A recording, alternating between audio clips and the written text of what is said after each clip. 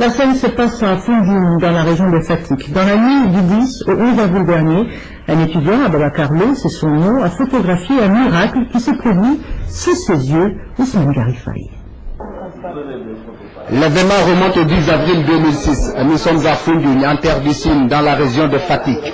Il est 0h56 plus exactement, au moment où, à l'image du pays et de la Oumma islamique, la communauté musulmane du terroir célèbre le Mawlud ou la naissance du prophète Muhammad, paix et salut sur lui.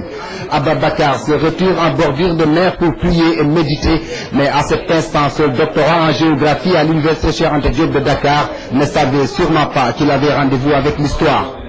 Lorsque j'ai terminé mes prières, de faire mon musique, je me suis dit que je vais prendre une photo de la mer la nuit pour avoir au moins l'impression de voir la mer sur la pellicule. Donc j'ai pris une photo sur la mer comme ça, avec cet appareil numérique.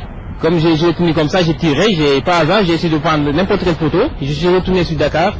Après j'ai rencontré un ami à moi, un frère, là j'ai Malik Dia qui est là à mes côtés. Je lui ai demandé d'écrire ce qui est écrit sur l'appareil, parce qu'il sait lire l'arabe. C'est dans ce contexte qu'il m'a dit que c'est le nom du prophète sallallahu alayhi wa sallam qui est écrit sur l'appareil. Lui aussi, en tant que bon croyant, il dit qu'il va d'abord aller vérifier au nom de l'imam de son quartier pour avoir le cœur net. Tous les imams qui ont vu la photo n'ont pas fait mystère de la véracité de la découverte. C'est bien le nom du prophète qui est gravé sur ses os avec ses 19 points lumineux, symbole de la Fatiha. Quand on voit les 19 points lumineux qui sont là, on se rappelle dans ce que Allah subhanahu wa ta'ala a dit, que tout ce que j'ai enseigné dans la Taurat, madame la Torah, l'évangile et le Zabour, je l'ai condensé dans l'Al-Qur'an qui est le Coran, et tout ce que j'ai condensé dans le Coran, je l'ai mis dans la Fatiha, et tout ce qui est dans la Fatiha réside dans le Bismillah ar-Rahman ar-Rahim. Et quand on fait le décompte de ce verset, on voit qu'il est composé de 19 lettres. Pourquoi 19 lettres? Parce que tout part d'Allah subhanahu wa ta'ala. Il a dit que j'étais un secret caché, kuntu kanzan.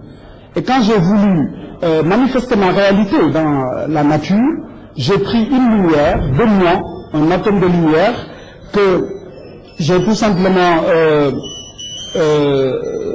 posé devant moi en lui disant Kun Muhammada, Kun Habibi, soit Muhammad, soit mon préféré, mon amoureux. Et de cette lumière, il a créé le reste de l'univers. Donc on comprend que le kalimatu la ilaha illallah signifie plus qu'il n'y a de Dieu que Dieu. Le 8 février 2006, Ababacar avait dédié un poème au prophète de l'islam. Il s'agissait pour lui de jouer sa partition au combat de la Oumma contre les caricatures du prophète. À travers cette découverte, il reste somme toute convaincu que par-delà sa personne, c'est un message envoyé à la jeunesse du pays et du monde. C'est un message adressé aux jeunes de ce monde-là, qui doivent maintenant, au-delà des tentations, au-delà des besoins, se dire que la finalité, c'est Dieu et c'est la religion. Cette découverte intervient dans un contexte de suspicion et de complot qui tente de jeter le discrédit sur une religion faite pourtant de tolérance et de foi en Dieu. Pour cette fois, ce sont les eaux de Foundiougne qui sortent de l'anonymat pour témoigner de l'unicité du Tout-Puissant et de son prophète Muhammad sallallahu alayhi wa sallam, qui, comme le dit Ababacar quelque part dans ses poèmes, est la lumière qui mène les fervents fidèles vers la foi.